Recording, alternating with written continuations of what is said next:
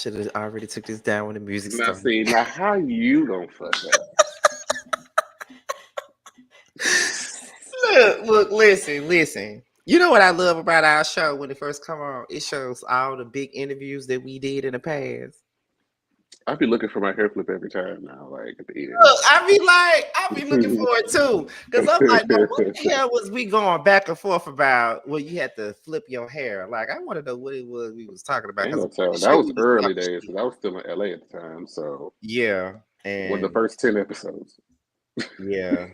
Cause I be trying to figure. I'm like, what the fuck was he? That's the funniest part of it, anyway. I be looking forward to seeing that. That's the funniest part. But I love seeing our big interviews playing in the background. You know, at some point we might have to update that. You know, there has been some others. Or just add to, you know? That's what I'm saying. Add to it, but shout out to Josiah for the intro. But what's Yeah. going on, you guys? This is your boy Scotty by Nature TV, and Jamar 4 with my Bacardi. all right, and we're here for the 96th episode. I thought it was 95. 95 96? yesterday. I thought 90. You know what? Whatever it is you just said. Yes, 96 episode of the Prelude, you guys, and we have a good show for you guys this evening. This is probably one of our earliest shows we've ever done since we've been doing this, but it's okay. I took me a nice little cat nap before we started and everything, so I'm energized at this point. However, we got another guest here from the show that we all know and love, which is Chasing Dallas. Okay. He is what I would like to call the bone carrier, aka Sheree Whitfield. You know, he gives a Sheree Whitfield vibe. I love to say that.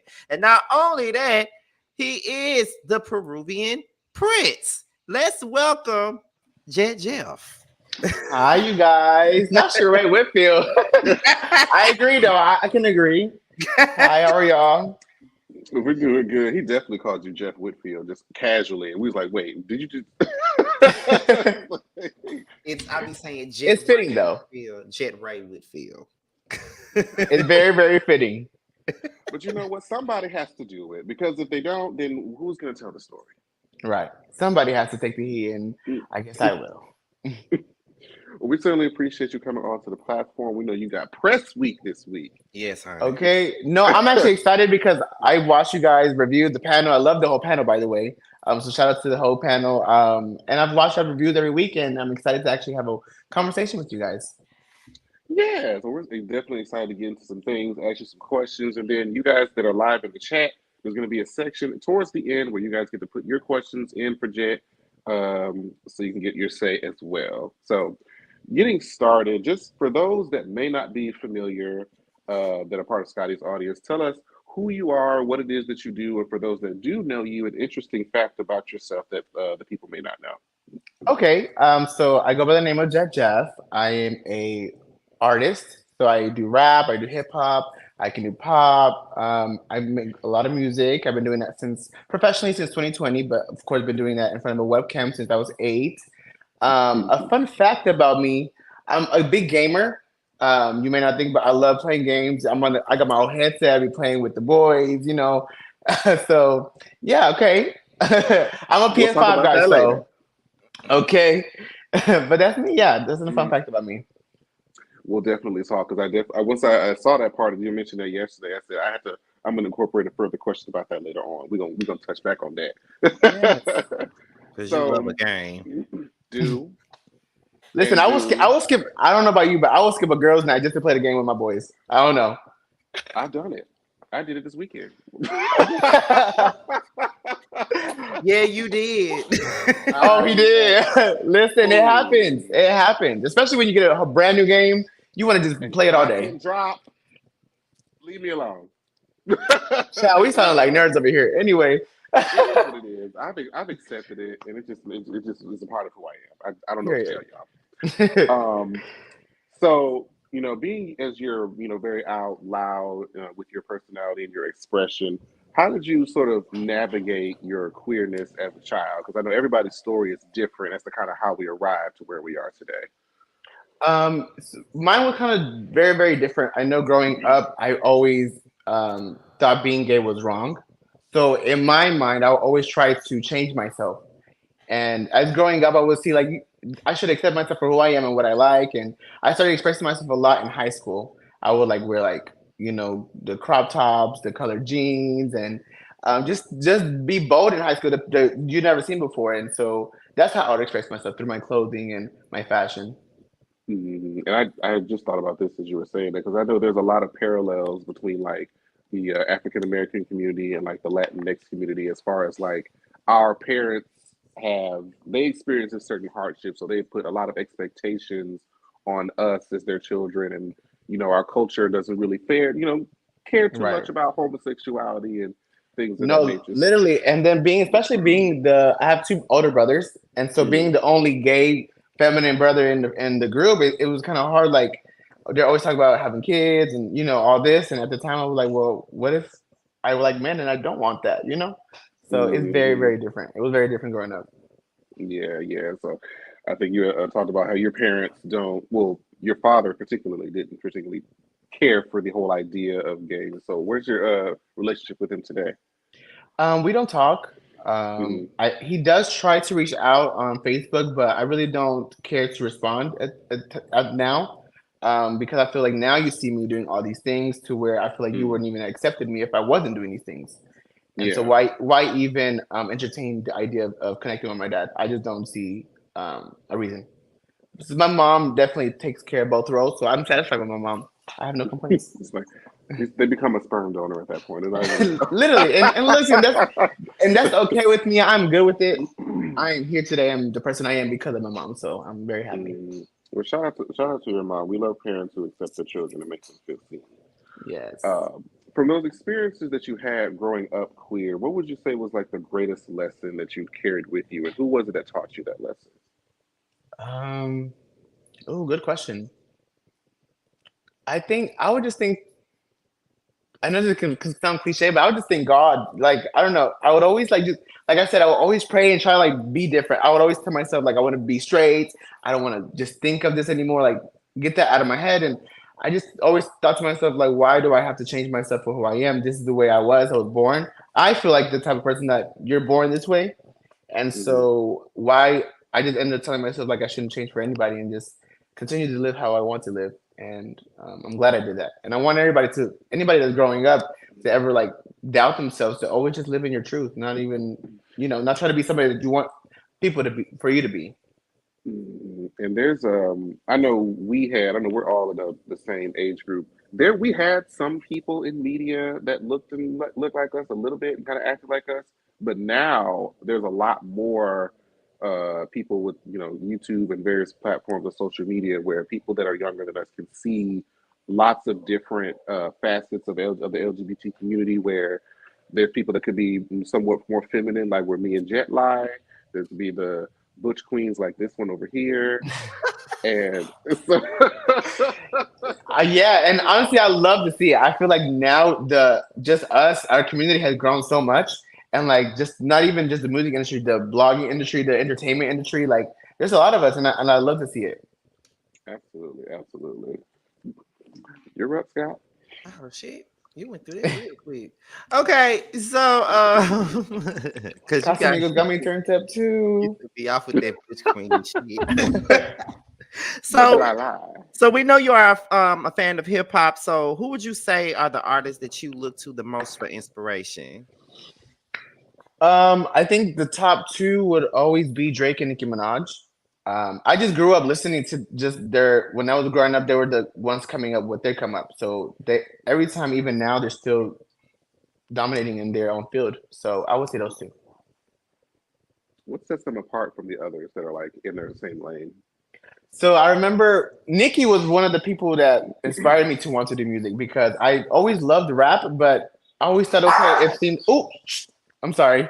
It always seemed very masculine, and me, I have this feminine. Okay, I have this feminine personality. Sorry, I have this feminine personality to where can I enter myself into that? And so just seeing Nicki Minaj with the pink, with the Barbie, that was like, oh, if she could do that, I want to do that too in my own way. And so she really set apart from everybody else. And Drake, I also used to rap about bitches and girls. Like I could pull girls at the time.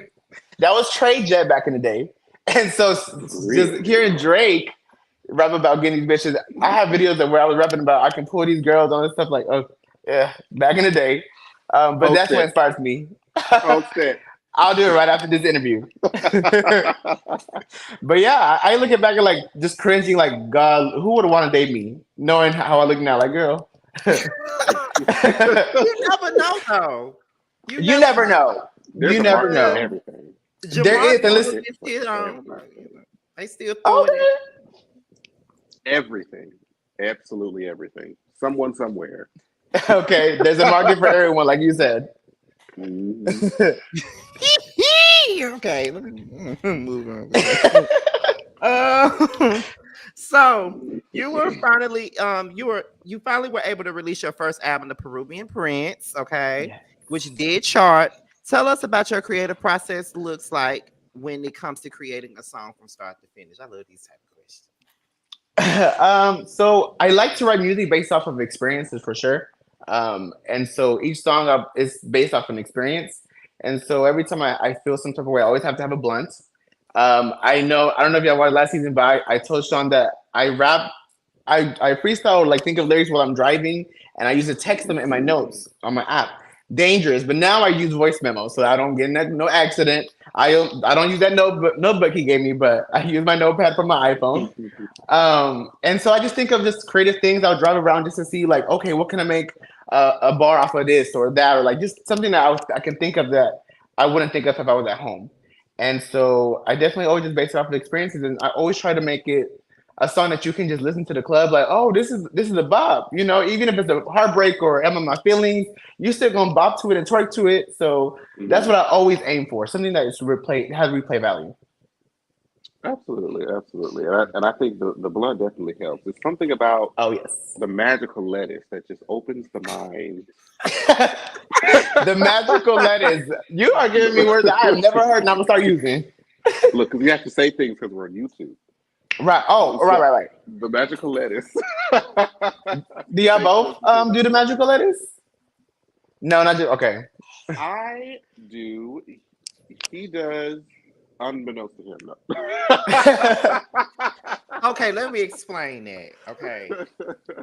I don't do like the blunt stuff, but if you give me an edible, I'll do it. Or if Okay. you put it in like what is it, hookah, I'll do it. Okay. You So how know. do you feel like when you're high? Like you feel, do you not like the feeling or? Jamar, should you tell them how I am when I'm high for edible? You see, there were two different versions. So Which version would you I like don't. to tell them? The one where you were conscious. Oh, Talk about that one. Which one was that? Actually, you know what? Just do the unconscious one. You were hung over, laying on the damn table. Oh yeah, so we went to this. we went to this. We went to this. Well, we was at. We was at Crew, right? We was at Crew. Yeah, We was yeah. meeting up with one of our friends and my cousin. We went to Crew. This was about 2 years mhm. ago, I think, 2 years ago. And Jamar and I took an edible before we left. Now this time I didn't take the full thing because the last time I took a full edible with him, I was texting him saying I see God and all this other shit. And he up here playing right into it because he gonna say, "Is Jesus cute, bitch?" or something. He said, and I'm just like, I'm high too. Like, I'm dead. He got a prayer for me. so I thought it was gonna be okay, but by the time we got to the bar, I started to feel the high come down on me, and then I walked into this dark ass bar with my dark shades on and shit. And then when we sat at the table, I was like this for the rest of the time didn't On the even take his. table. on the table. Yes. Ordered food and a drink. Didn't even take any of it. Somebody else had to come and drink his drink because he was too busy hunched the fuck over. My cousin drank my drink, and I think he took my food too. Oh my God! So you're out of there. But when we left the bar, I was quoting Usher, "Burn." The The little whole thing. the whole intro.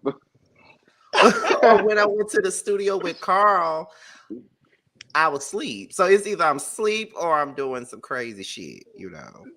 So would you say that would you do it again? Yeah. Or different like different doses? Okay. Maybe half of a half. I mean, I've done it since then, you know. So, Okay. He built the tolerance since then. I don't think he'll do Okay, nothing that like right. that no more. you know. That was some funny shit now that I think about it. So since you are a big, I'm trying not to look at the comments because they were really showing that up, and I'm really trying not to pay attention this time to the They that's why, always act a fool. that's why I They had a always- big ass smile on my face because some of these comments I see. Since you are a big fan of Nicki Minaj, if you could choose a song from your own catalog to have a Nicki feature on it, which song would it be and why? Oh, that's a really great question. I think I would do Been That. And just Mhm. I would play Barbie Bankrose and add Nicki Minaj. Because Damn. just Nicki just been that girl and she just fit that song perfectly. And I know she'll go off. She'll eat me up, you know. So that would be the perfect song. I would agree. Speaking of her, since you are a fan, what is your favorite song by her? And what is your favorite album by her? I'm very in favorite mixtape. Ooh. So right now, mixed up, I would say "Beam Me Up, Scotty," because it's on Apple Music and I've been listening to it lately. Now for albums, I would say currently Pink Friday 2, all time Pink Prince. Okay, I could get with that. I was Okay. hoping you would not say that second one. I did not mind Roman Reloaded. Like, Of course you now, didn't. Shut up. I Cole. appreciate the pop and like the fact that she stepped out of her own box. I appreciate that. Girl, go to hell. But You love to Starship me, shit now like that. Preprint was good. Preprint was good. But for me, the first one will just always be the best to me. It The first had a album. blend. Yeah, it had a blend of everything. A little bit of this, a little bit of that, and it's just like everything after that. I always compared it to it, and I'm just like, the number of songs, it wasn't too long. Like it was Perfect. just right, and just anything after that, it was cute. But I just always go back to where we started. Now, Now what's the Pink Friday favorite? 2 is that girl. Now, what's the favorite song? Favorite song of all time. That's a really, really hard question. But I think for now, my song right now is "Let Me Calm Down" featuring J. Cole. Have you heard that one? I like the instrumental to that. I like the production of it. Yeah. I think because I'm just I'm a soft bitch for like love songs. I don't know, like I just love it. Let me be quiet because my favorite Nicki song, although she ain't my favorite person like that, but my favorite song by her is probably between "Bed of Lies." Fair. That's Skylar. Skylar? Yeah, Skylar Gray is between "Bed of Lies," and then it could be "I'm the Best" because I love "I'm the Best." Now why Better Lies? You must be going like this. You was going through something like Better Lies. Okay, because Better Lies is like me. When that song came out, I was. It just hit you like you felt that. It hit me. I would quote that song on my Facebook status every day. To make sure they read it. They saw it too, and they text me upset about it. If I picked a favorite pop Nicki song, it would be the deep cut "Whip It." "Whip It" is my shit. Oh. And "I Am Your Leader." That's a good one. Personal fave. I'm not a big fan of Whip It, but Vava Boom hits. Well, was cute, but something about "Whip It" does it to my spirit. I don't know. You want to be. Something about it. I don't know. I can't explain it, but it just is. She a freaky girl. So this is where we're gonna go back into being nerds because I need to know who your Dead by Daylight main is. The Killer and Survivor. My Dead by Daylight main is oh my god, it's either Yun Jin Lee or Feng Ming. Okay. Fing, I can't do Fing. Fing, when her high pitched voice wears me out a little bit in my headphones. She do be moaning a lot. She moans a lot, you know, but she's a moaner. But she's never as bad as Jane. Jane sounds like she's getting fucked. Oh yeah. She, but Now Killer, I mhm. really like the artist because I bought a really really cute skin for her. So I've been using the artist lately because of her skin. So. Fair enough. I'm a hat girl. Oh, okay, Jamar. We're gonna have. This is gonna be me and Scotty. So anyway, Wow, that's crazy. You just discard me like I about hate some hag players. fetishes. And that's fine. I understand why, because yeah. I understand why for That's sure, cool for though. We should sure. play sometime. Jamar, I didn't know you play that game. Absolutely. I just got off my PS5 earlier today because they dropped some Ooh. Texas Chainsaw Massacre content today, so I had to get up on that. Mm. I had to get up on that.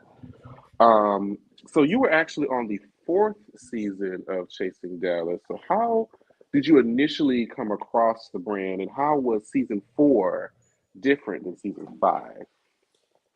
So I came across Chasing Dallas on Instagram. I think it was promoted at the time. So like I was scrolling on my timeline, and then I would see that it said Chasing Dallas is coming back, and then that kind of interested me. Like where did it come from? You know, like where did it go before? So I clicked the page. I looked at more information, and I found people that actually live in Dallas, and I've seen at the clubs, and I never knew they were on the show.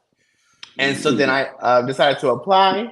My interview went amazing. I was very nervous at the interview, but they loved me. And then season four was really, it was really brand new to me. Now I'm a Housewife fan. Like I love Housewives, and so I kind of knew the background of how reality works. But being in a reality show was different. Of course, watching it versus being an actual one is different. And so my first season, I really tried to sit back and watch, but then again, I wanted to show myself, my true self, and I think that it kind of came across messy, but um, I think really? I think now though I stand in it, I love it, and it's me, you know. Okay, I, okay. I don't regret anything from season four though. I think season four was really really great, and I'm glad I joined Chasing Dallas. Period. Well, we're great to have you. Oh, how was you said you have difference between season four and season five? I think I love season five is definitely more of a bumpy road for me Mm, because I definitely feel like the only real friend I had was Robert, Barbie, and Sean in this time around. Season four, I actually getting to know everybody. We actually like talked outside, the show, and they were really really cool. So I think I would like season four better than season five personally. mm. But as far as the attention, I love season five more. Got it. Pros and cons. Pros and cons. Right. So you started the season, doing what you love to do, performing. And since you mentioned earlier that you don't currently have management, how do you manage, like a normal 9 to 5 in addition to booking and being the Jet Jeff performer? Listen, it's not easy at all. I try to balance it, and also like balancing this workout instructor life that I do, and so Mm, I try to focus more on the weekends with the artist career. I try to find time after work from my 9 to 5, but it's very very hard. So I try to do all that on the weekends. Luckily, I'll have some like festivals or anybody that wants to book me, they'll book me first. But of course, I have to also network and I'll reach out to people on my own, like, oh hey, I see that y'all have this coming up. Are y'all needing like anybody like fresh, new talent on the lineup? Because of course I'm also just starting, so I'm trying to get my name out there and I do it all on my own. It's very difficult, but it's definitely worth it. I I know what agree. you mean. Listen, and nowadays you don't really need management due to social media platforms, and then management have to take their cut. You can really do a lot independently. Like even a lot of our major artists are now going from labels to independent and doing just fine. So Yeah, and honestly, that's the goal. Blow up independently, not have my money be split in different ways, and all 100% comes to Jeff. But I do think there has pros of having management. Like you can take care of all of my bookings while I'm focusing on other stuff. I think that will be the only pro for me, honestly, is just helping me with my bookings and my networking. I agree. You're up, Scotty. I was just about to add on to that because Hmm. some people some people feel like the independent way is probably the best way these days because like Jamar said, because of social media and things like that, there's a lot that you can do by yourself, but then sometimes the load of doing everything by yourself can be a lot. Sometimes you need a label for certain areas, but then it's like when you on a label, you don't really have the control creatively that you want. They tell you what kind of music you need to make and not the music you want to make. Because, like, for example, I remember watching R&B divas and Chrisette Michelle wanted to do a certain album that wasn't necessarily like her Couple of Forevers type of record. She wanted to do something else. It was called the Lyricist Opus, I believe, and the label would not touch the project. She had to do it by herself. And I'm like, wow. And then even with Kate Michelle, like for years, she'd been talking about a country album when she was on a major, and the major wouldn't allow her to do it because they want her to stay urban. Right. They don't That's think that crazy. because you've been singing Can't Raise a Man for so many years, they think that's all you got in your head is Can't Raise a Man, but they think you can't sing on a mountaintop and sing, for country fans either. Like, I feel like labels do kind of box in creative artists a whole lot of times, and a lot of them like to go independent, even with bloggers. I also want to throw in the fact that I remember Tasha K, we all know who that is. She was saying that BET wanted to buy her show, but at one point, but she declined because they were going to water her down. They were going to come in and tell her, well, you can't say this, you can't do this, you can't do that. And then I think she was saying that she made more money doing it on her own out of her house more than what BET was going to offer her. So a lot of the times it's best to do things by your damn self. I agree. Yeah, and I've seen like a lot of artists like Astro or Iggy Azalea or Asian Doll. Like these are girls that like are stuck in their deals, and I think Erica Banks too. Like there's a lot of artists that are stuck, and it makes you like not want to even look into that. But like you said, it does have pros to where it'll help you with other things, and yeah, independence is the goal. It's the way. Yeah, it is. I don't see nothing wrong with it because I remember there was a time where people would look at you going independent as something bad, but it's really not nothing bad. Sometimes it's best to Not do it anymore. by yourself. Yeah. So last season we saw you and Sean sort of butt heads, but this season you guys seem much closer. How were you guys able to come together during off season? So, yeah, we definitely had a rough start. I think that Trey Howard definitely had a part to where we can come together and actually be friends. And so after the season stopped, we still just had that contact, and he was still my good Judy. We would hit up each other and just gossip together.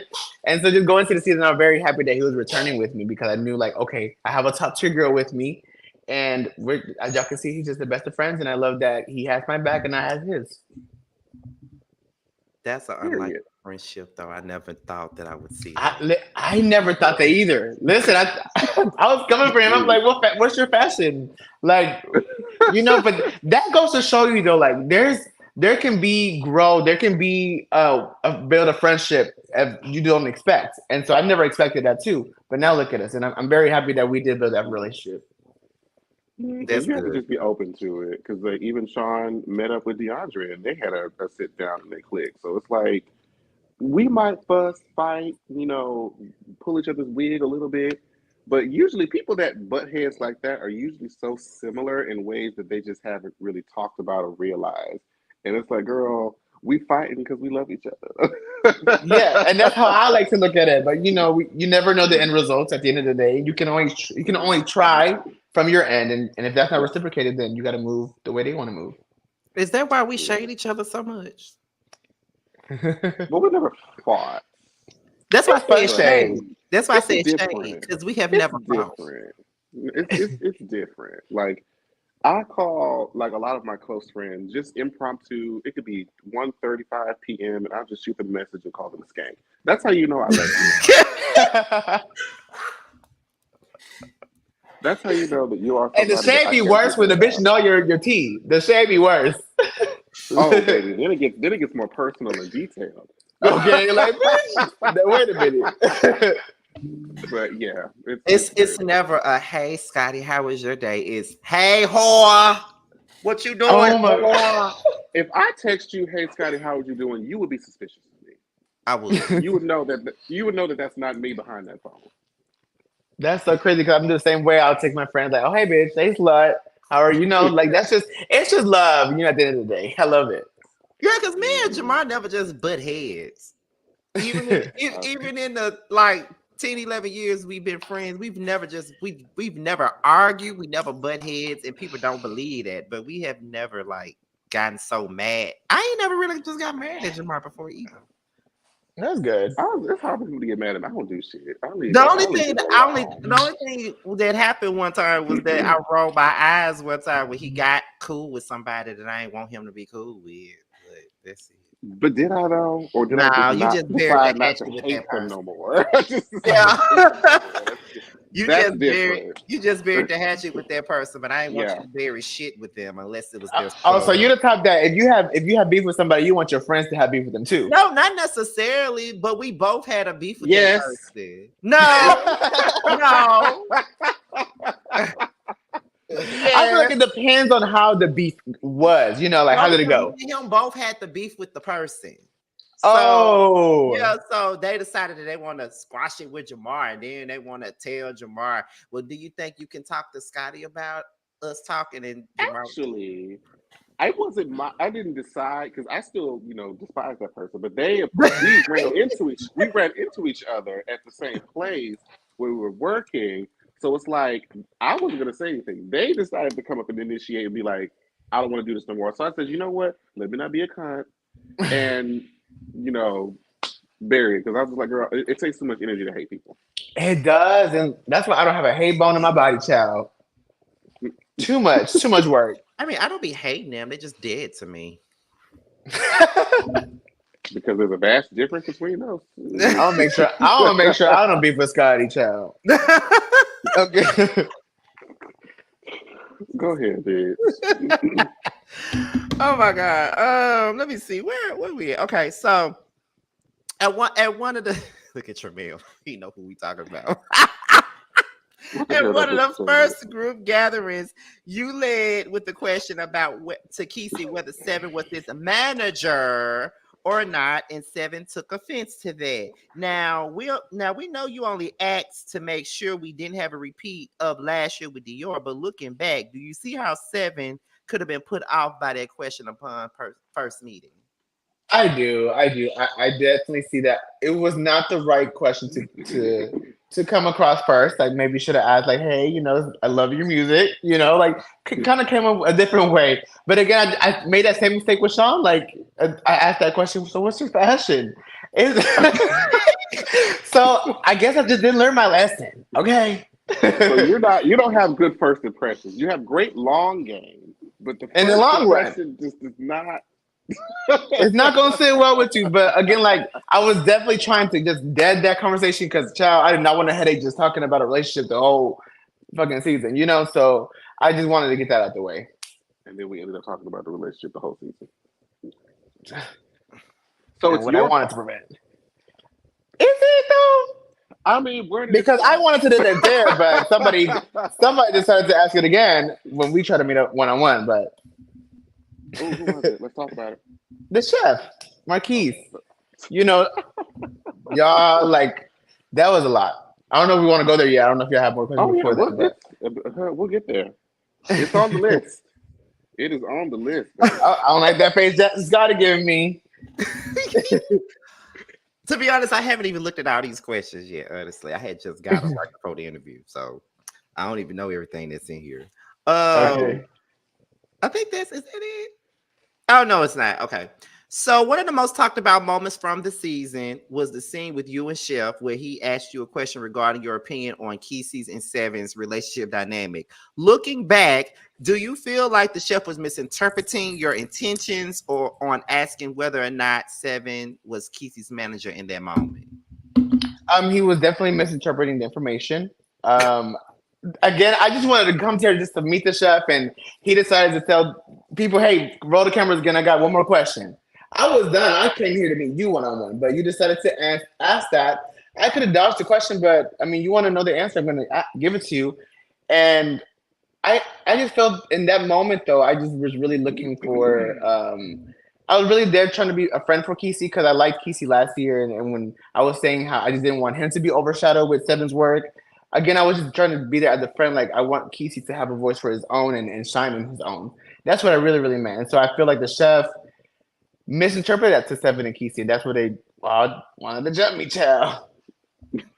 So you're saying that the scene was initially over, and Oh, y'all kind of got everything out, and then he was like, "Well, hold on, get this part," and then proceeded to ask about the Seven and Kesey thing. correct. Oh, so I thought it just kind of flowed right in. Shout out to Andaria. No. Right. Yeah, because I remember you just reminded me that at the panel when that episode came out, Jamar was like, well, I thought I missed something because I feel like, Jett was being messy. I was like, wait a minute. Because I feel like the whole time we watching it back, I feel like both y'all two were just like, not even trying to see my side of the story. I was like, wait. Because in the way that it looked. No, and I agree. Because listen, because one of the camera guys went to the bathroom and we were done. I was like, okay, well, I'm glad that we had the conversation. He was like, actually, no, you start rolling again. I was like, okay, you have one more question, and that was that. His messy ass, not me. I'll own it when I'm messy. I will own it. But at that time, that was him. Because yesterday, we just had the chef on here yesterday. He was like, I just posed the question, but then he could have dodged it. He could have did X, Y, and Z, but he answered it. He thought he was doing it for the camera. So, do you have a response to those claims? Um, well, we can clearly see that he tried to bait me, and he did. Now I could have, like I said, I could have dodged it, but I didn't want to dodge it. You want to answer, so I'm going to give it to you. And that also kind of showed his true colors. Like I gave you what I said, and let's see how you interpret it back to them. I didn't think you were going to, but I see how you did it, and so that showed your true colors, not mine. Because I know it's gonna be on camera, honey. Man, one thing about it, these cameras don't tell no lies. No, And ma'am. And you don't get a and bad edit. No such thing as bad edit. I don't care what you said. What you said was what you said, and they're gonna put it how they said it. Ain't no bad edit. as you've done this twice now, you know that when we film stuff and we say stuff, we'll remember it for about a couple of weeks, maybe a month, but the episode won't come till about 6 months later, and then you watch it like, damn, did I say Right. No, literally, that's me every episode. I said that. But of course, I have to like stand in what I said because I obviously said it. What excuse am I gonna have? I'm gonna stand in it. that? Right. Yeah, show you right. Show you right. So at this Halloween party, you know where we're going with this. There was this this whole trick and treat, and you're my trick, you're my treat, and then we get to Astro. Mm. Astro makes the comments, I respect you, I think that you're wonderful, but I feel like you can step your bars up. Now, and you took offense to that. Everything's valid with that. So, what was it about that comment that pushed it more so for you to interpret it as an attack as opposed to constructive criticism? So for that to be an attack, I didn't see anybody else talking about anybody else. Me personally, I don't remember anybody else saying something negative when they said a trick. And so me and him were good coming up in his Halloween party. I came to your birthday party. I was on good vibes. I didn't come for you there. So I was hit unexpectedly at the Halloween party. The reason why it came off the wrong way is because you're doing this in a group setting that I'm meeting these people for the first time. And so for you to already put that in the air and the energy, now it's like anybody can come for me because now you put that in the air. You know what I'm saying? Like you're making it seem that I can be belittled now. And I feel like if he felt that type of way, he could have came at me one-on-one. If you wanted to a one-on-one season, scene, that would have been perfect. But you decided to do it in a group setting. Oh,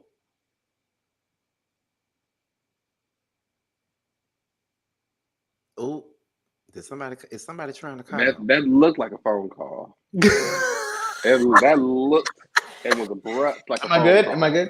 Yeah, Okay, good. Wait. I Yep. know that was a phone call. OMG. Can you hear I us? can't hear y'all.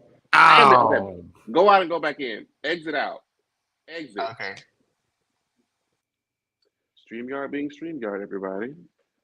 I look. I knew that was a phone call. I already knew.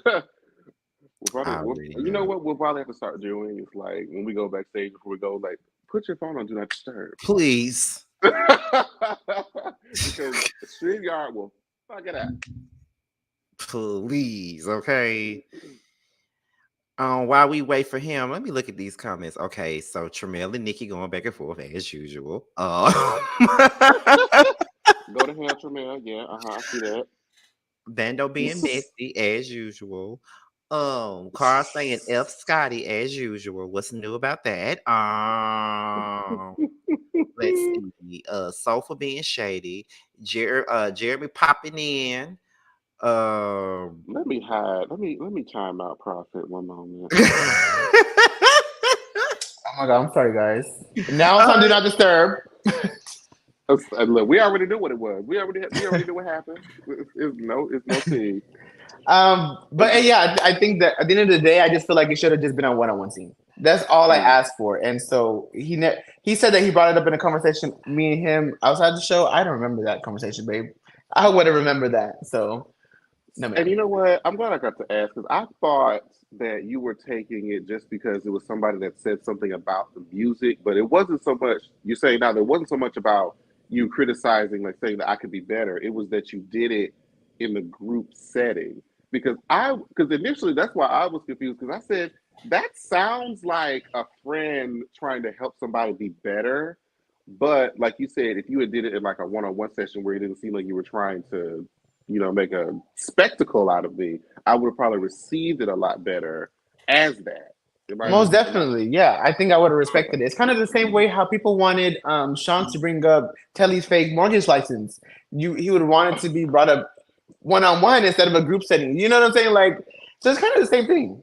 Okay, yeah, that gives it a lot better because I was just like, why is this? I was like, wait, this doesn't seem like it was all of that, but he took offense to it for some reason and said it was okay because because of the group. Okay, Yeah.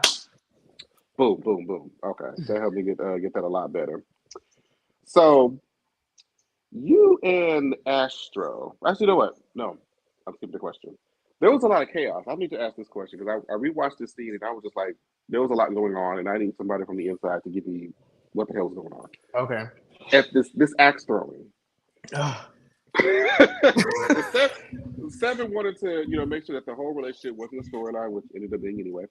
And you guys went back and forth, with various members of the group. So what exactly was that argument like about? Was it because you asked that initial question at the first group event, or like what was the whole back and forth even move? Because it seemed like everybody was saying something different. I said, what are we talking about? I think so. I think it obviously. This is me. I think that the first group setting, I obviously asked him, "Is Keith your manager?" That's one. Strike one. Let's call it strike one. Strike two is Marquise bringing it back to them, calling them over the phone and saying, "Oh my God, they said this." That's strike two. So now it's like I get it to where Seven is frustrated. Like, okay, why are we still bringing this up? I already told you what the situation was, so I get that part. But me coming in, but I was blindsided by this. I literally came in with good vibes. I said hey to Kesey, and Kesey kind of was like, hey. I was like, whoa, this energy's already off. This was before we even went outside. And so I was like, whoa, the energy's off. I don't know what's going on. And then, of course, when we go outside and Seven's talking about they don't want to be a storyline this year. I was like, okay, I know where this is coming from. And so now it's all starting to hit me. And so I get his frustration. I get Kesey's frustration because they were just given information that was just misinformation. And the only person I did not get energy from was Astro because it had nothing to do with you. I feel like it had more to do with Kesey and Seven at the time. I'm sorry. I'm laughing at T in the comments calling Astro. I don't want to laugh. What? T called Astro ashtray. I'm timing T out. I love T. I know. Do not talk about. I love. This is why I've been laughing the last few. I need to time out T and I need to time out Prophet. I just need to not look at the comments. That's what I said. I just need Hell. I'm innocent. My ass. Shit. Okay. I'm sorry. Not Ashtray. So speaking of Astro, Okay. you and Astro, you had your own back and forth at Sean's event. When he was dealing with the Sins, you mentioned that you gave Astro his top song. Mhm. Do you feel like you make better music than Astro? And if so, what do you think that he could do to improve his craft? Messy. Okay. I think that if I make better music than him, it can definitely be your own opinion. But I think majority will say that I do make better music. Hence why they play in multiple clubs. I've never heard his song in a club, but my music is played in multiple clubs. So I definitely think that the people say that Jeff's music is better. Now, what he could improve on, I guess we can get into that because he said I can work on my bars. I guess that you could work on your cadence, your flow, try to ride the beats and catch it. Um, so yeah, I think that's what he can work on and visuals. But if we want to talk about what he needs to work on, I think that's what it is.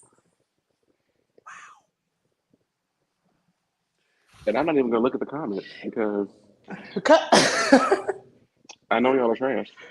I need to work on my bars, I'm always on beat. You never find me off beat. Is always on that beat. My And look at Lord Scotty, because today. I know Scotty loves Astro being better than mine. I've seen that, and he's like, "Oh, well, I don't listen to Astro. What I have you heard about mean, it? and that's why I What's the said last song you played by Astro? ooh, Oh wait, It's been a long time. look, it was the collab that me and Keithy had. I gave you his top song. this is why I said this in the chasing panel, because I said there are people who just are more attracted to that more underground, like Hmm. real gutter That hip hop sound, her. And then there's people like me. I mean, I can appreciate that too, but I like melody, I like catchiness, I like, Hmm. more mainstream appeal, more and mainstream elements to things. Yeah, And so you that's why I yeah, can have an pop. appreciation for what Yeah, Jet gives. yeah. Fuck you. And so hip it hop. is what it is. It is what it is, and I just can't change it. Yeah, we both have our own audience, and I guess we just should stick in those audiences. The numbers don't lie too, So I don't know why I'm being told to shut up when I was just called urban by this motherfucker earlier today. So I'm just not understanding why I gotta shut up. I don't know what more you. Anyway, so so you hosted a trip to Oklahoma, and there was a scene where you had to sit down with Seven and Astro where you asked for an apology and you felt like it wasn't genuine. Do you see yourself maybe getting a sincere apology at the reunion? I don't think I will get one.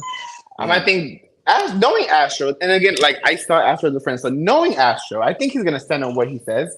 Now, getting a sincere apology, I don't think now looking back, I need one. I just think that we just need to find a common ground. And now looking back, I do remember I remember we tried to settle it, and I don't know why I brought it up in the group setting when we were all drunk. I feel like Thank I heard you. when I said, Is there anything we need to set the clear the air on?" When Astro said, "Yeah, I got a couple of hoes," and me, the Casamigos and me, the angel Casamigos, telling me, "Oh, bitch, he coming for you again. He called you a bitch." But he said Oh, something else besides that. So I'm like being offensive. And that's why I decided to take it there again. I'm so glad. That's part of the next question, but I'm so glad that you said that because I was so confused. I said, "Now, Jet, we just talked about this." But you know what's so crazy? Because even because I had my own house, right? So I was on the other end, and everybody was in this house, and I was with I was some producers, and they were saying, "Oh yeah, Astro came for you again in the group." I said, like they were kind of like, "What?" So I didn't hear wrong, but maybe they Was were that drunk a bit too. messy down there to the Oklahoma? Maybe they were on Casamigos too. Everybody probably was. Everybody probably was on Casamigos. So that's why and looking back, I'm the same way how you feeling, Jamar. I'm like, why did I bring that up again? Now I look like I'm thirsty for an apology, because I don't need Um, one. I needed to know, like, was this film out of sync? Because there's just no way. That he's bringing it up again. Ugh. And listen, I deserve every slashing y'all were saying on the panel. I deserve it all because I even went off of myself. Okay. Oh, okay, I'm glad because I was like, there's no editing. This could have happened in a way that we didn't know, but yeah. But go ahead, Scotty. So things got heated where Seven said that he was the head honcho of rap, and you guys go back and forth. And JC said some comments about J Lo and things like that that the audience found offensive. Did you feel like you were being sort of ganged up on in that moment? I at the moment I did feel like that way. Starting with Seven saying that he's the head honcho, that's like I would never let somebody stun me. No matter how talented you are, I get it, you're amazing, but I also feel like I'm that girl. Just kind of when going back when I told the chef, I feel like I'm the Nicki Minaj of the group. Nicki Minaj is like this top girl, right? And so Seven, looking back, Seven had a problem at the Astro and they've been saying no one hears the Nicki Minaj of the group. So if we're reciprocating energy, I'm also gonna say that no, what artist, baby? You're not over me. And I also feel like at that point, I feel like Astro set up for himself at that point because he's calling you out. You're a rapper too, right? So I feel like you shouldn't let nobody stun you. At the end of the day, you work hard for your craft, and I was just not going to let him do that. And then with JC, I just didn't like that. Okay, you're telling me, oh, I can't drag the man. Why can I drag him? He's coming for me saying I'm over. He just said I'm over you. What? So now I can't drag the man. You know, and that's what kind of got me. And then he's calling me J Lo and Jazzy Jeff and Buenos Dias, Feliz Navidad. It's like all these comments are like, okay, now girl, you're belittling me. Like at this point, I get if you want to be neutral, it sounds like you're picking already one side. You didn't even try to hear my story, and it looks like I just didn't like the comments. I think that at that point, I was ganged up on by him, by JC, Astro, and I got the chef in it too. So everyone just coming at me, and I feel like they found the opportunity. That the back and forth I think with you and the chef was a result of what the chef did because what Seven did because Seven is funny to me. Seven is a key because we talked about like he said like you said in your scene because in his mind in that moment he thought that it was you that was antagonizing. What happened? Something happened again. I think he got a phone call again. He might have put that motherfucking phone on. Do not. I thought he said he put it on at the start. I don't know what happened, honey. But shout out to the 100 and some people that's in here. Y'all really been pulling up to the interviews.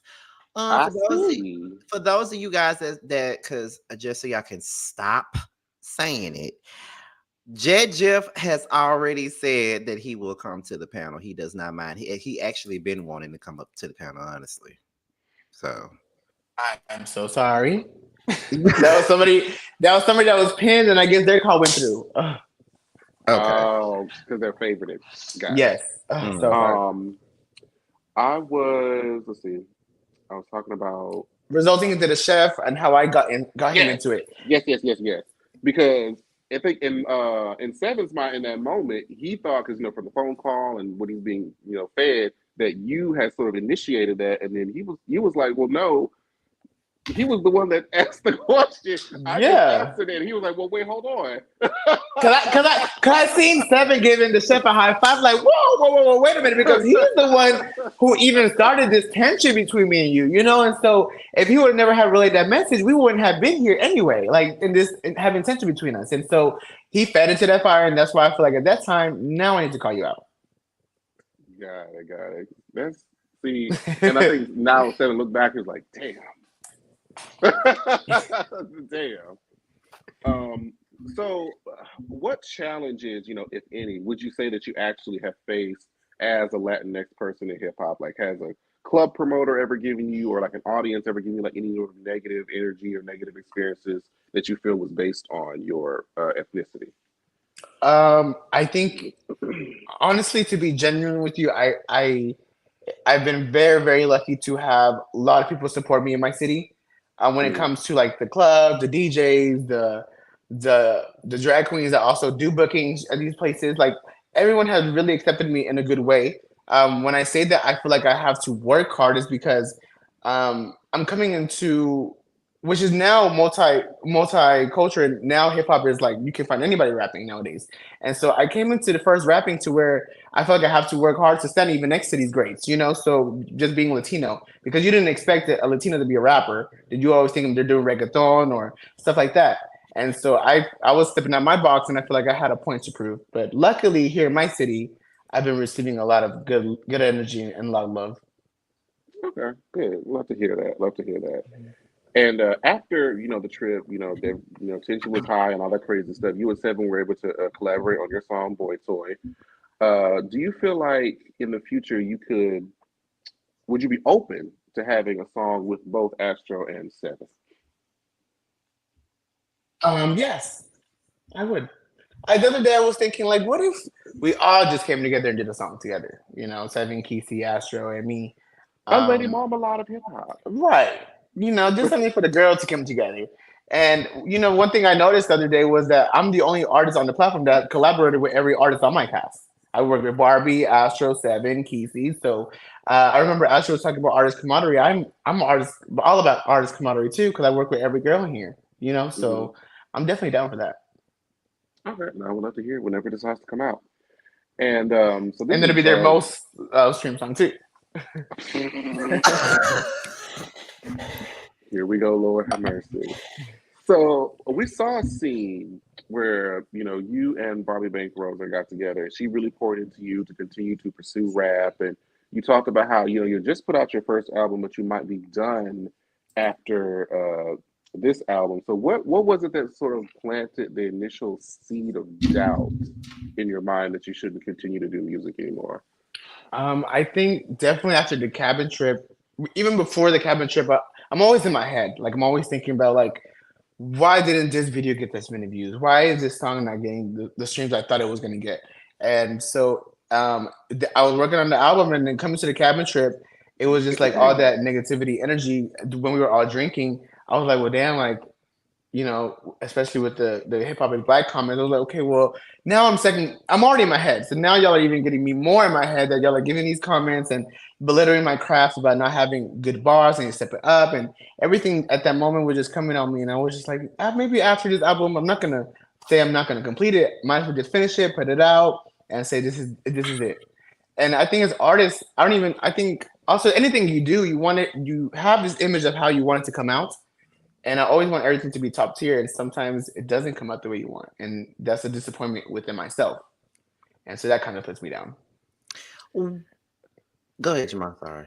Oh no, I was gonna say because it's when people get into these kind of situations. That's why I feel like people who are artists or just creatives, whether you do like content on YouTube, music, I say to try. If anybody asks like advice on how to, get into it, how do I become a part of that community, you have to find something of an outlet that you really enjoy doing, even if nobody else is watching or paying attention to it.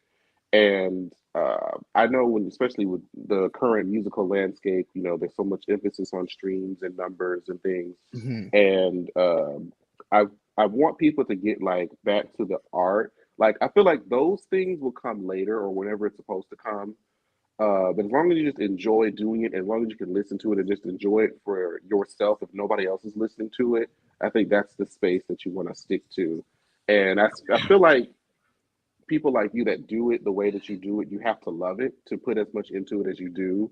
Mm-hmm. So to dial back into like why you started in the first place, I think that's important to think about whenever we get discouraged. So that was Most what definitely. I think our area was trying to pretty much say that we don't always realize who we inspire, who we're affecting by just doing what we do. So keep going, baby, keep going. Thank you, Jamar. Thank you. And I think one of the comments that Barbie has said too really touched me. Watching it back, y'all, I was tearing up because it was again like, wow, I did not, coming there, I just came to like give her a recap of the trip and what I've been going through. I did not expect her to give me that wholesome advice. She was like saying, it don't matter if anybody sees you, you see you. And that's all that matters. And I was like, period. Like, that's all that matters. And kind of what you just said, like, if you just see you.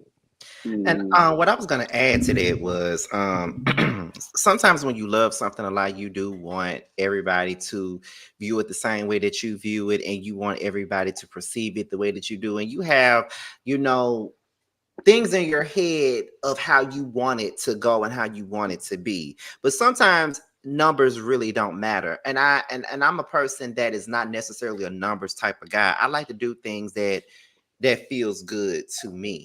And sometimes when you Mm-hmm. chase numbers so much, you forget why you really doing it in the first place. Because if we're being honest here, I have like maybe three panels on my platform, including the chasing panel. And then we have the prelude. The prelude is not one of the most watched things that's here on this platform. The chasing panel pretty much is at this point. That's the one that everybody loves so much. But this doesn't get the same eyes as the chasing panel. But I'm okay with that because this is something, because if it wasn't for this, there would not be no chasing panel. We started this first, and then this, without this, there wouldn't be any other panels that I had because I started it with him.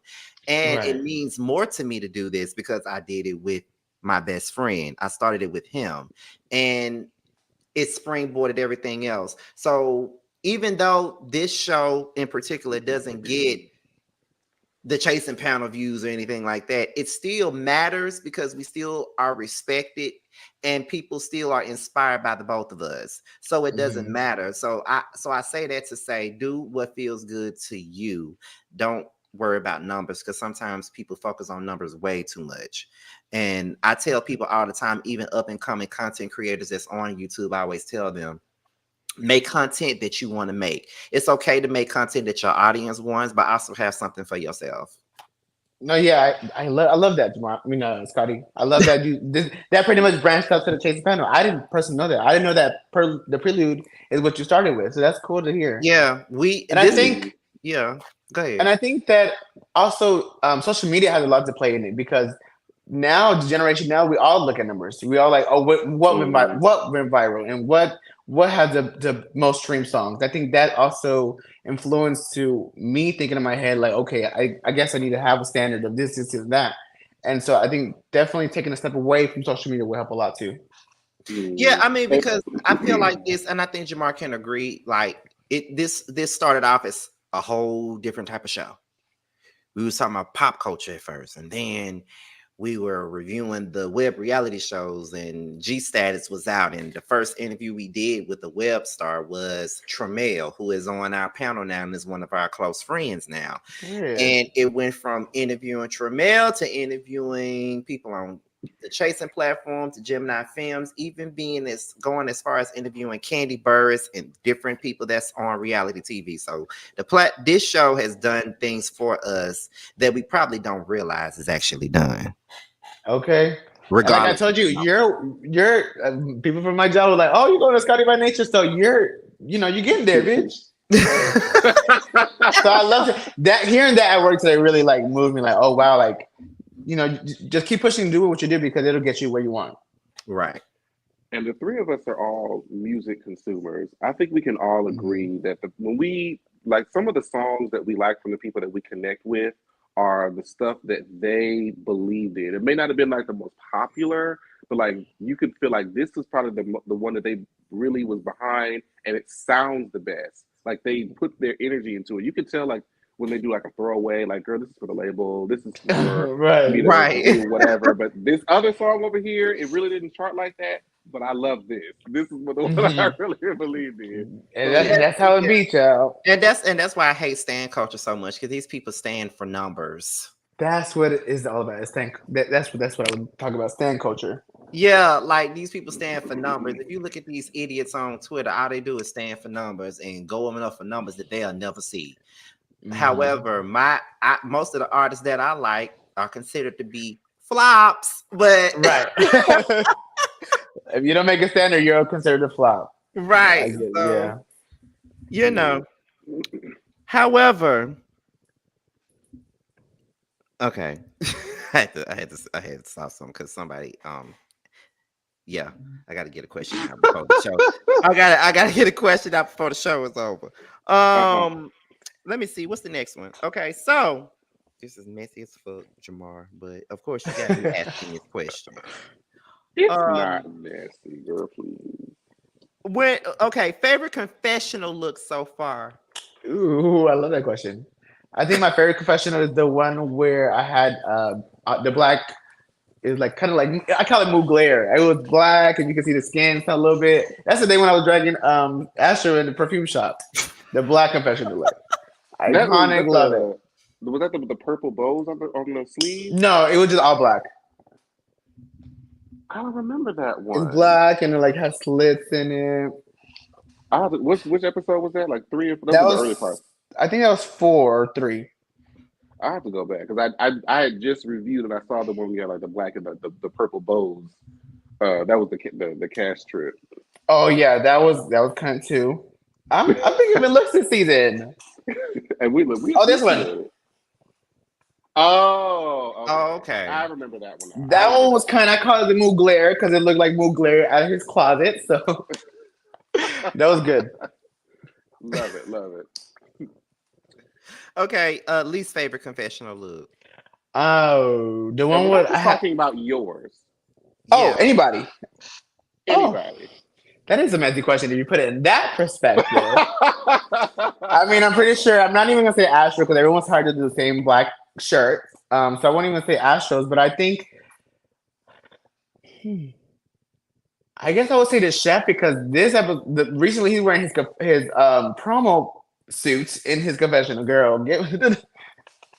let's get a new outfit, babe. But of course, I guess JC really needs to pay him. So JC, let's fund the chef because he needs a new confessional look, baby. But see, JC wore his own promo outfit in his too. But he's this grand girl, right? He got this money. But you're wearing your same look you did on the poster for your confessional look. But where you got all this money. Crazy work.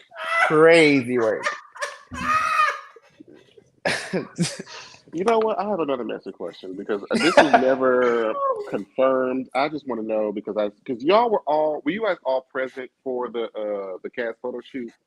Did you get to see what each person was wearing? Yes, we were, and that was messy too. Oh my god! Did Astro wear Seven's coat? No, he did not. Okay, because I feel like I'm answering that for the people. It looked very similar.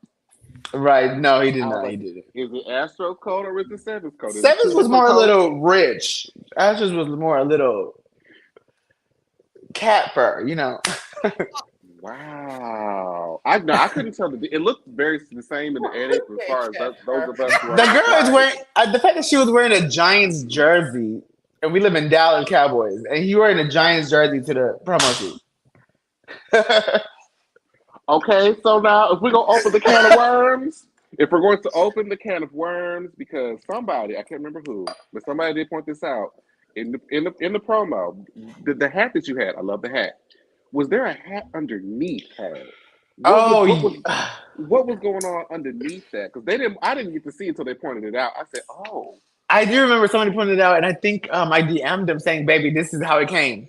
I forgot who it was, and I DM'd them.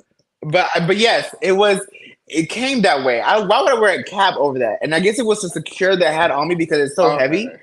And so I don't know why y'all didn't like it, but me in my mind, I kind of liked it. Okay, it's kind of like hip hop or pop. Like, I don't know. I liked it until they pointed that out. I said, "Oh, damn." Okay. Yeah, it came that way. I just had to. Yeah. Okay. Thank you for getting. Yeah, I can tell I'm gonna be watching this interview back because this shit is funny as hell. What was your favorite scene to watch back so far? Definitely the Barbie one.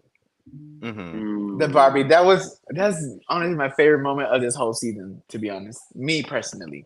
That was really, really sweet. I watched it like if I'm ever down, I'm gonna go back to that video because that was really, really good advice. I think so too. I think because you guys are both in the same lanes and both experiencing unique, hardships and trying to get where you're trying to go.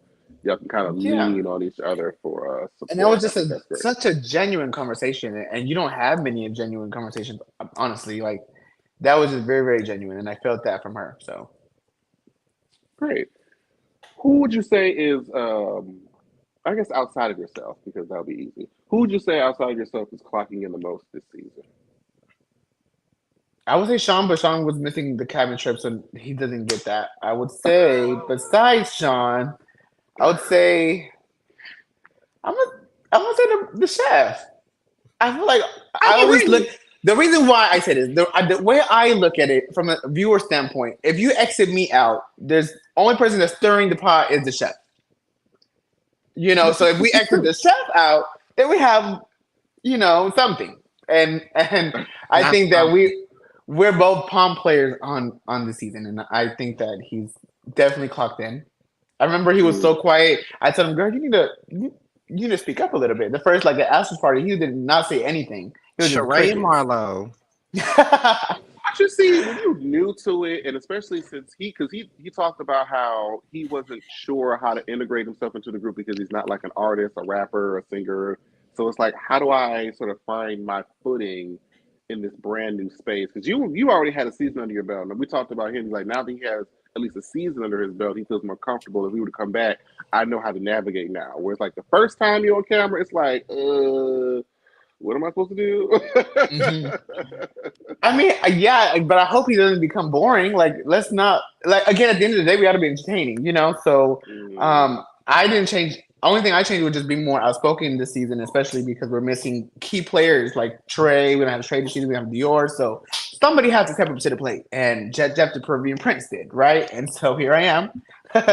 And we appreciate it, Yeah, for I can whatever take the comes heat. from You that. can hate me. You can love me. I don't care. You're here to watch me, and my name's in your mouth. At the end of the day. at the At end the of end of the day. at the end of the day. Well, I was told before the season started that you was the one that was carrying the show before the season started. That's Really? what I was told. So you already came in looking like, okay, what's that doing? I mean, I because was we saw the preview last week. You was I like, was so I told. heard. Bury that girl.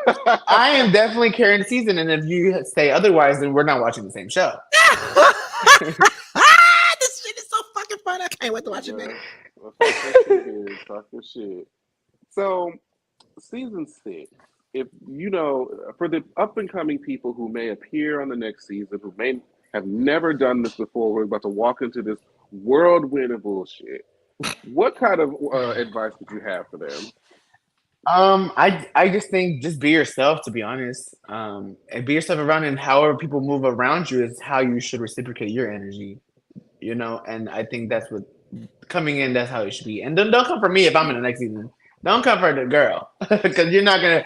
I'm not gonna keep my foot off your neck. So if you're gonna be new, let's be friends instead of enemies. I mean, you know what? I say be open for the challenge. Let the girls come however they want Oh, to and if you come. want to, just know what you're signing up for.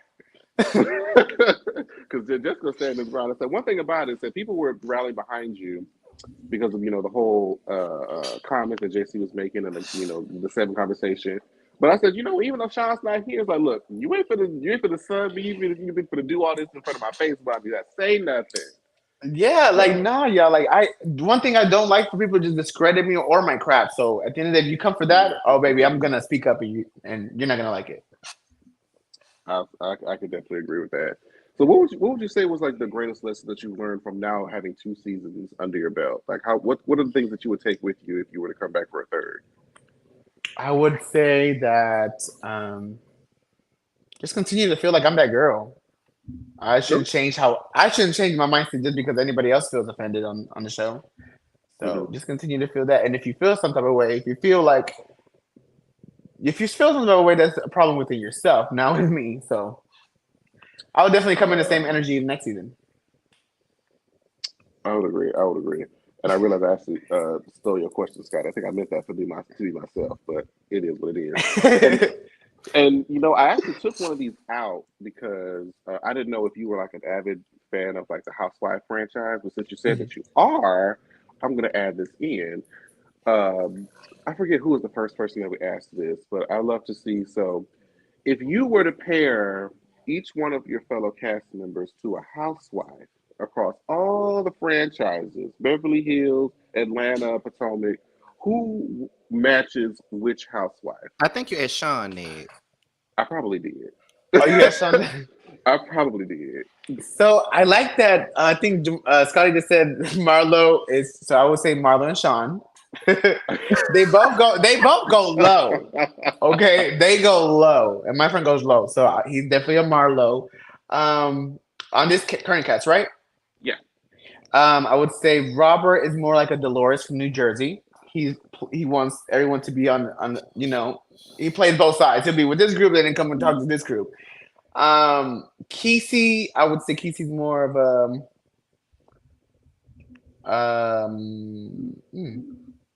Kesey's really quiet, so I don't know who Kesey would be. Kim Fields. Not a one season wonder. No, like just as far as like the demeanor and just like approach to the show. Oh yeah. I like that. That's a really good comparison. 7, I would say. Sure. 7, I would say more like a Portia. 7's more Portia because he wouldn't like if you come for him, he's gonna come for you. But Portia really don't look for them as I feel like. Yeah. Mm-mm. No. Who would y'all say?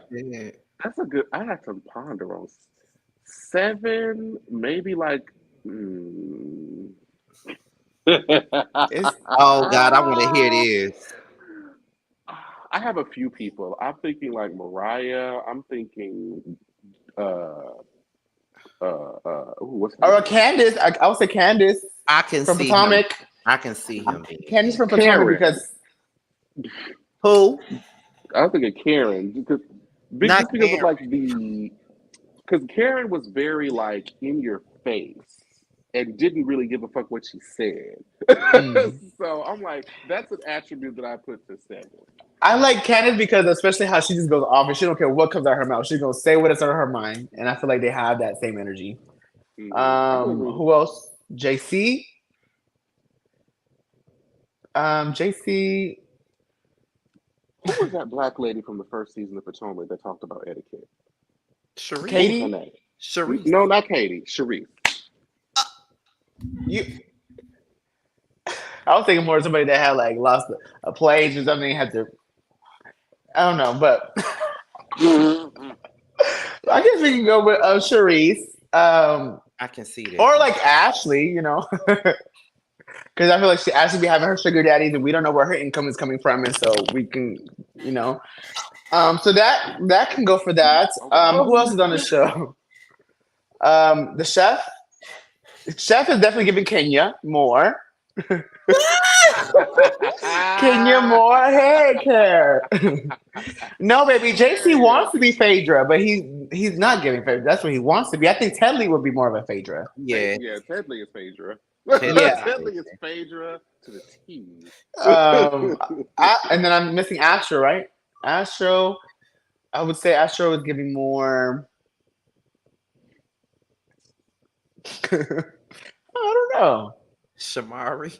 Katie from Potomac. No. You said Shamari? I can't see I don't know who Astro would be. There's a lot of cities that I'm trying to like go through my head. Astro is more. I don't want to say that. Say it. Astro is more of a love and hip hop, not a housewife. I would almost give him Ashley because he's so much younger than everyone. Well, there's some things missing from that scenario, so I don't think Ashley would be a perfect fit. I mean, it's hard to peg a lot of these. We're really giving a lot of wiggle room for these comparisons, but just for the fun and sake of everything. I think that's everyone on the cast, though. So, and then Barbie Bankroll, I'll give Barbie more like she's just. I won't say 2000. No. I don't know who Barbie would be. Candy? well, yeah. Yeah, because she about that's her a good comparison. Right. That's the only one I could. That's the first one that came to my mind. One thing I would say, I wish I would have seen Barbie activated. I want to see more. I wish I would have seen her more activated this season, and if people were coming for her throat, I want to see how she would be. That's one thing I do wish I would have seen Barbie from the season. Yeah. We got a little bit of it with the chef, but that was light work. And I was here for it. That she was easy bake oven. Okay. And Dara's so messy to put in the commercial. So many love. You got so many commercials. Oh, okay. I Scotty, you guess can, it's time to take questions from the yeah. chat now. But as they're getting their questions together in the chat, let me ask this to Jett. Let me add this because somebody, how would you feel if you were mentioned in a song? In a good way or a bad way, depends. In a good way. If I was mentioned in the song, I love it. You were actually mentioned in a song before. I think I was mentioned in Bando's song. Ah! Okay, so how did you like the song? I like that. I don't remember the exact bar, but I did. I responded to him and I said I really love the bar and I'm here for the song. Would you do a song with him?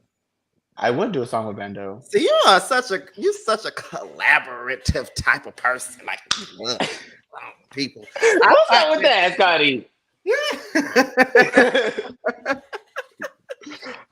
No, Bando, we cannot do a song together. I didn't say you could. Go ahead, do the song with him. No, I can see myself doing a song with Bando. Would you do a song with Carl? Yes, it has to be the right song. Again, with both of them, it has to be the right song because I know they're very explicit. I heard Carl talk about a bunny pussy, baby.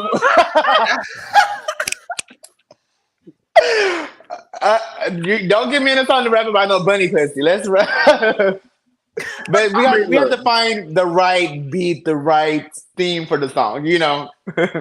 I would say nice, with Carl's new project, he does have an expansion of range. Carl and I actually have a song together on his new project that is far from Bunny Pussy. So okay, he has the range. So there's hope. There's hope. Very far. Carl will start the album off with cock gobbling and end it with a song about somebody that died. So see, but yeah, I would love to work with them. That'd be awesome. Don't say I didn't do nothing for you, Carl. And Bando asks, "Is the Jett Jeff staying?" I'd be like, "Oh my God, please go somewhere." That way you be doing all the time. He goes up in the chat, child. He does. So let me go into these questions. So, question for Jett Jeff: name 2 people on the cast that needed to clock in more this season. Robert Ray, most definitely. And Barbie.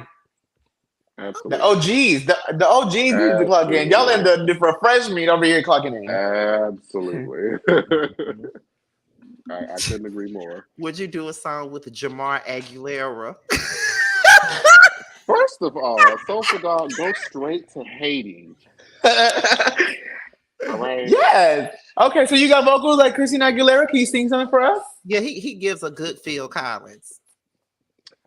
You know what? Fuck you and Tremere for talking like your goddamn Phil Collins, bitch. Oh shit! You know, I'm gonna do your girl. I'm gonna do Monica. You know, I do love Monica's For You. I will. Let me get the chorus. I will cross the oceans for you. I will go and bring you the moon. I will be your hero, your strength, anything you need. I will be the sun in your sky. I will light the way for all time. Promise you. For you, I will. Yes, Jamar. Oh, wow. Yes, let's collab today. Okay, you have a beautiful voice, Jamar. We're trying to get him to put out a project. Yes. Thank you. I'm trying to get him to put out a project. See, he likes that pop mom. Cause see, I like the kick down and smack. That's considered pop. Oh, well, yes, it is. See, you can Jamar. What I learned today is you can never satisfy Scotty. So.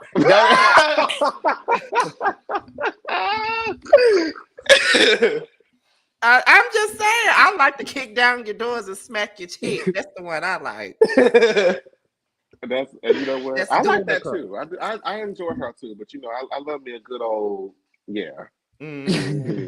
But yeah, so I'm down. I'm down for whatever. Does Jett still talk to any of the cast members that left? Trey Howard, we talk like maybe like every other day. Me and him Mhm. are still close. I think Dior is here there. I'll see Dior like at the clubs and be like, "Hey, how are you?" No bad blood, but I think those are the only two people I can think of. Okay. What is the self critique you have about your craft, and what work have you done to improve upon it? That's a good question. Ooh, that's a good That one. is a good question. I think that I would love to work more on so like I said, I write music on experiences. So I don't want to just write a song that has no meaning behind it. So I definitely want to broaden my way out of not making so many songs Mhm. about guys or man. I think that I want to definitely record more music of um, just kind of get more of Jeff, like more of myself and kind of explain my story. Um, so definitely on that. I guess my writing skills when it comes to it. Mhm. Yeah. Well, I don't see nothing wrong with you making songs about guys. I mean, that's an audience for that. I mean, Hmm. LL Cool J used to write songs about women all the fucking time. Like, just I mean, there's different approaches that you can make. It can be like, yeah. am I the one that's approaching the guy? Am I heartbreak over the guy? Like, do I, am I going back and forth in a relationship with the guy? Like, there's different approaches that you can make and Yeah. make it sound different. And I Yeah. definitely think also the format of the song. I definitely want to get out the box of thinking verse, hook, verse. I want to step out of that box and make a song just compose it differently. Mhm. All right. Jed, do you have any regrets from the season now that you're watching it back? I wish that I would have never brought Astro's apology back again. I think that's the only, and also telling Keith that means seven that we're here for you, because that came off the wrong way. You know, there was no way to win in that situation. I don't think you could have said anything to make that better. Because and I told Seven this when we had an interview with him. I feel like because that was so fresh off of him and Kesey's breakup that he was going to be sensitive to anything. Mm-hmm. To me. So you were just the one in the line of fire at that And moment. if and looking back, if I didn't mean it, I would have been reading you back. But I genuinely wanted to be there. Like I stood like I'm not gonna lie and say, okay, yeah, I was hating you. Looking back now, I do laugh at it with him. I say, oh, here you seven, I'm here for you. We laugh at it now because it happened. But definitely in the moment, I was definitely there trying to be there genuinely for him. I believe You it. said yesterday that Marquise would be one of the three that you will replace, but you said today he's carrying the bone second to you. Wouldn't he be someone to keep for the mess? We can always replace a messy person can always be replaced. So somebody else can do the math besides him. Oh Well, my first, God. well, I see first, what you're trying to do there, Prophet. well, I don't even know why he even asked this question because I'm not a rapper. So he talking about would you do a song with Scotty MC by nature? Yeah, you could give me like a little intro. You'd be good on the mic giving an intro. So you could do like something. I don't even. You know how they be having interludes? They could be Scotty by Nature Yeah. Speaks. And Oh you just say yeah. something about me. You know what I'm saying? You could be doing something like that. Make sure you tell me what. She's a writer. Okay. I am. Jamar won't sing my songs though. Because your songs would have to have an explicit label next to them. Well, Jed, I have to explain that those songs are old. I did write those songs in 2010, between 2010 and 2013. And those were about the damn DL trade that I was messing with back then. So of course Oh, they okay, okay. curse words. You was laying all your tea out. Look, okay, it's just the truth. Jed, who made the sandwiches at the Halloween party because it Goodbye, wasn't Nikki. Goodbye. Goodbye. Goodbye. Have a great evening, Nikki. Log off for me, baby. Well, what I will say is the first question that when we got in there, like, don't we got a chef on the cast? Why is there no food? Mm-mm. Nikki just see that's why I don't like to put her questions up there. Jet, if you return next season, will you show more of your personal life with your family? Most definitely, yes. I think last year I showed my brother. We're still in Mhm. good. We're still talking, and he's doing really good. So I just did this year. I decided to give him just kind of a space. I know a lot. That was a lot yesterday. Coming to America, now I'm already putting you in front of the camera. But I did want that documented, so I would definitely show more of my personal life when I do come back, if I come back. Chef, who will have to do the most explaining at the reunion? That's a good question. That is the good question. Me personally, I would like to hear more from JC. Besides me myself, of course. I know I'm gonna be in a hot seat, but I want JC to kind of explain himself more because I feel like he's dodging a lot of things, and I think that we need clarity. I could agree. Did you enjoy meeting the other vets of Dallas? What other vets? No shade, no shade. What? I don't know. Maybe Barbie. I knew Barbie since 2020, so I didn't just meet her for the first time. So I mean, the only other vet I had, Robert, I know from I knew Robert. If we're talking like Path, I know Premiere, I know Grace CG, I know all of them. So okay.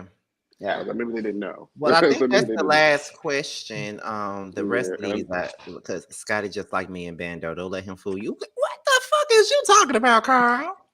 I don't know what that got going on. But also, he explicit too. I believe it. He's talking about his.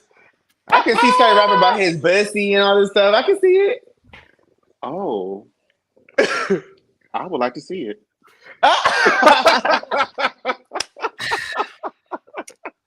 And Nicki says, Jett, you're definitely my twin when it comes to asking questions. Oh, child.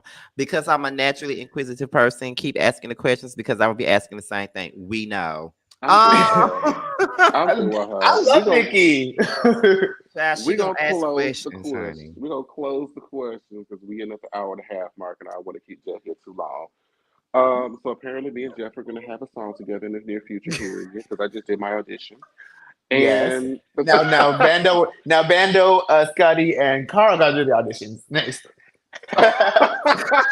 Definitely giving bussy bars, okay, Jeremy? I'll send you personally Scotty's audition. I have it right here in my phone. Please don't. Oh yes, please do. Please do. But yeah, at the end of all of our interviews, Jett, we always want to ask the question like, did you have a good time? Do you feel like Scotty and I did our jobs as the host of the show? Like, give us your feedback on your night here with us.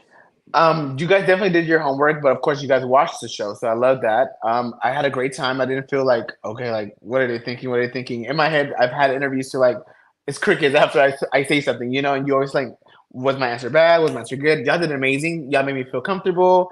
I would love to come back. Maybe I want to come on the panel one day with you guys. Like I said, I love everybody on the panel. So that would be cool. I feel like I vibe with y'all. Y'all are good Judies. And so when it comes to Atlanta, I want to drink with y'all. Yeah, period. Just let you have. Well, yeah, you don't have my number. Yeah, well, I'll give you my my info. Period. Well, make sure you come to the panel before the season over with, because. Or maybe after the reunion, because you and the chef are the ones that offered to come to the panel. So after the reunion, so that everything is already out there and there's nothing left to really lose at that point. And y'all do it right after. Y'all do it right after the show airs, right? We do. Okay. Well, I mean, even if I join late, I can join late, right? Yeah. Okay, great. I'll definitely pop up soon. Y'all heard that, so y'all can stop asking. and I'm a drag T. No, okay. No, I'm kidding. I love T. I just love T can drag. T can drag. Listen, yes, he can. I've been watching it. It's like he's going in, so I'm glad he on my side. Yes, he can. Yes, he can. Oh God. Well, we love it. But then again, thank you so much for coming onto the platform, you know, being yourself, sharing your story and your experiences, and giving us some insight on the things that we needed to know because I had some questions. Yes. No, thank you guys. So, yeah, we'll definitely have you back once everything is all said and done. We'll bring you onto the panel so we can shoot the shit there. But, yeah, thank you again so much, and you are free to go and enjoy the rest of your evening. All right. Well, thank you, Scott and Jamar. Y'all have a good day. Thank you for doing the comments. Thank you. Period. Thank you so much, boo. Now, this is probably one of my favorite ones. Girl, that was the best. I don't know what was funnier, the interview or the fucking comments. But y'all in the girl, I see. Well, now the comments are starting to get higher into the 80 to 100 plus. Y'all tuning in being messy, homosexuals. Most of you homosexuals. Some of you are the straight people, but most of y'all are the homosexuals. Yes. Being messy in the comments. Yes. I'm looking at you, Carl. and Prophet, and one of my straight folks, Nicki. Nicki knows she be messy. Who else in these comments being Bando. messy? Patches, Bando, Soulful Dog, messy.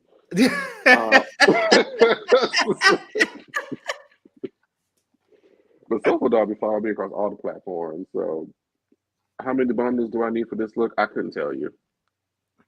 Not Prophet talking about why am I in it? I was not messy, not once. Oh, Now, you realize that we can play this back and look at the live chat, right? right, like what the fuck? Hey, we can screenshot. It's there for anybody to see. Remember, right? Prophet is the one that gave Really B the name Bully B. So that's enough right there. That's enough right there. I just want you to know. Thank you again, Scotty. Great job. Thank y'all. Yes, Patches. Yes. Yeah. I've been with you since Drag Race season 9. Oh yeah, so hold on, you've been here for a long time. That was 2017. You see the shit. This is Better not go to hell. This is what I be talking about. Better not go to hell. And that's just that on that. Straight to Hades with me. T in that knee would not T in that knee. Shut up, Nikki. Y'all see, this is why T, you need to change your picture. Change the picture right now. Because they're gonna think you're talking about T and this damn knee looking like He be killing me with that. He be killing me with that. I swear he be killing me with that. Oh my god! But this interview was hilarious. And Patches, you were innocent tonight. You know what? I didn't even scroll through everything that you said. I'm sure I would say that I could Patches find was something kind of tame this time because yesterday tonight. That's what I'm saying tonight. But just innocent in general, absolutely not. No, absolutely not. I want Subway. I'm scared to walk up there though. I might get shot, child. You know. I told you there's been a lot of shooting around here lately. I got to hurry up and get up out of here. Yesterday I didn't do nothing. Girl, go to hell, Nicki, again. Well, you know Tramiel be saying that Nicki is a trans victim.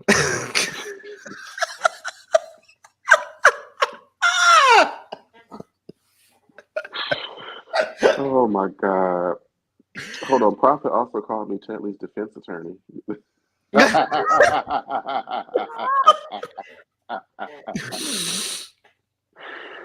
Well, see, that's the thing. I don't think I should Uber eat it when it's Subway literally down the street. So you guys will burn the calories in it. Yeah, because the stomach. You know, well, I ain't got no big stomach. It's just a little small little pudge, just a little bit, I think this was the final episode of the Prelude for this particular season. Look at your mail. She is a trans victim.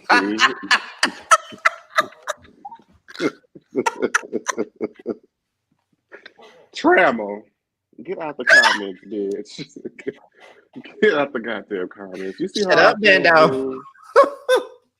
What? But yeah, this is the last one for a while. At least until Chase and Orlando come back. Baby, I already have the lineup. Oh, no, you don't already got the lineup. And they know I do.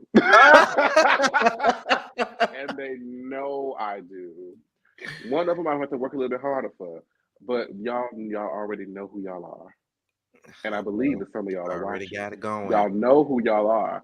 Bring your narrow asses. Listen.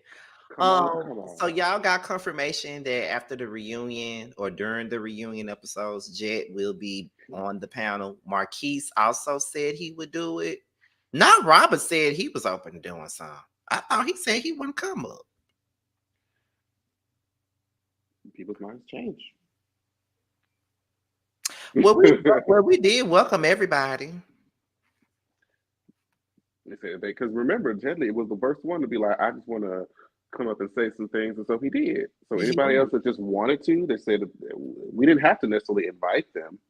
Right. You They could come know, up the if they want. invitation was always open. If you saw it and you said you wanted to, hey, come up and say something, you were more than welcome to do so. If you're part of the cast, Right. come on up. Right. Okay. He's so messy. Tremere, did you slide in Chef DMs yet? Go get your man. Vando was a mess. Jeremy, can you hear? I just talked. Did I just say that? Yeah. Well, they said that they would. Jett just said he was going to come up later on, like after the, because I don't think there's an after show for the reunion I don't think so. episodes. I don't think so. We'll probably be the only ones doing like an immediate after show for that. So he'll probably come up for those. So yeah, that could be the time when they decide to show face. Yeah, we know Jett for a fact. Marquis said last night that he would, and all of a sudden Robert said he would. Look at Bando Thompson. Oh, now Robert want to come. No, Robert came last year. He did say that he wasn't going to really be doing like interviews like that because I asked him would he come up if we asked him. He said he would. I don't think he was ever said that he wouldn't. I think he probably was apprehensive about the panel. That's what I'm talking about. The panel. Oh, okay, but was always have to come up and do the prelude. Yeah. You know, because a certain milk dud got people not wanting to show up. Because he called them scary ass bitches.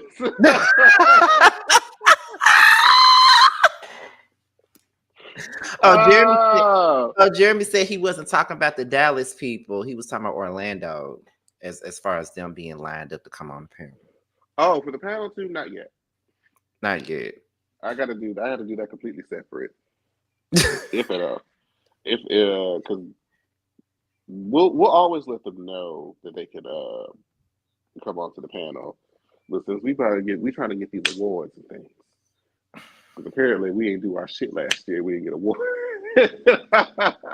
We got our nomination, but bitch, I wanted to win. And I didn't try, I did. Thanks. Let me see. Look at the sisters bickering.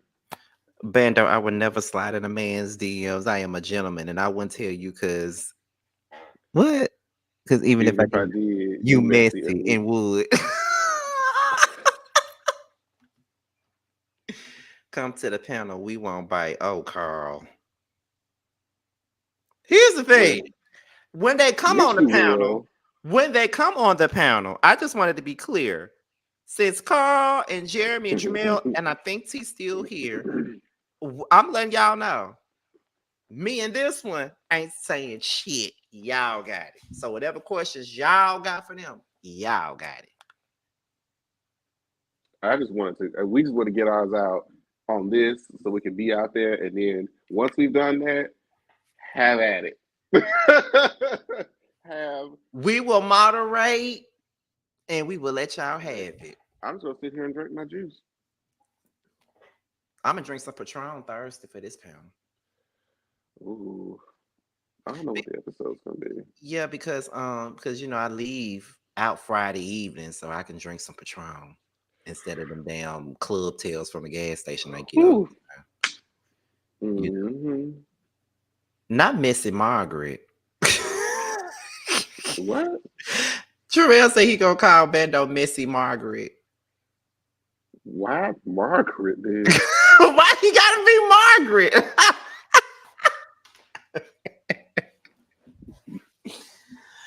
Oh my God. We are one big happy family around this bitch. Y'all should see me, Carl, Tremel, and Nikki and stuff like that. We just are. And some instances, no, they should not.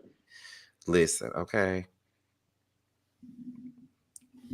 No, they should not. All right, let's end this shit. All right, we're about to get up out of here, y'all. But yeah, this is the last prelude for a little bit. You know what I'm saying? But we are 4 episodes away from our 100th episode. What would you like to do for the 100th episode? I have no idea. I have no idea. I have no thoughts just yet. Do you have any thoughts? It's something in my head. It's something in my head. We'll talk about when I end it. But yeah, we're out of here, and we will see you guys on Thursday for the chasing panel. All right. And yeah, that's about it. So bye, y'all.